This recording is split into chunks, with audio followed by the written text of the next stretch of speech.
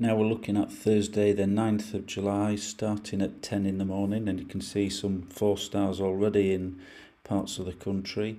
By 11 it's expanded into large areas, and then 5 stars, which I think indicates very high cloud bases over some parts of the country, particularly interestingly eastern England around the Rutland Tow site.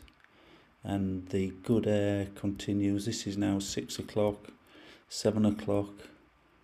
So after 7 o'clock it was still looking good there. So these are the boundary layer average winds at 11. Very light, as you can see, across large parts of the country.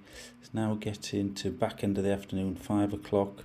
Still very light in some areas, but a little bit picking up in other areas.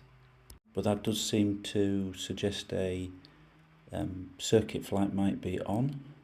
Back to 11 o'clock, looking at the surface winds, and they are quite light and variable across the country. Thermic breeze may dominate meteo, I would think.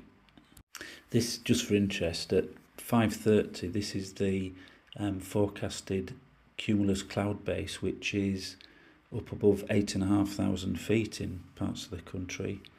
That's not a sight that you see very often. Now looking at the UKV thermal height for Thursday, and yeah, that is looking very high thermal height stroke cloud base, and you do have some scattered cumulus across parts of the country. So that tends to support and corroborate the SkySight forecast, and again it should be a long day as well.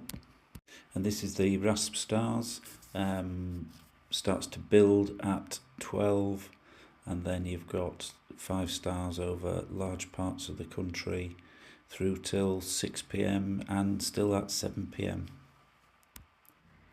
Boundary layer average at 11, 12, oops, I'll just zoom out a bit to include Rutland, 2, 3, 4, back into the afternoon.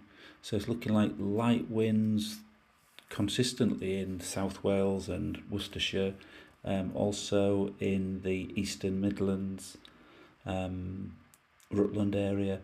We've got some winds picking up at the back end of the day elsewhere. Now looking at Friday, this is at 11, and as we step through, you've got a good looking air mass in the south of England. It's then expanded to cover majority of England, and again we've got 5 stars, which I suspect is high cloud base. Have a quick look at that. Yep, cloud base is above 8,000 feet again. As we step through that after the afternoon, that good thermic air mass stays around. We're at 6 o'clock now, 7 now. Yeah, so beyond 7 o'clock it looks like another long day on Friday. Winds at 3,000 feet are showing probably too strong for a circuit. That looks like downwind flights to me, and it's easterly.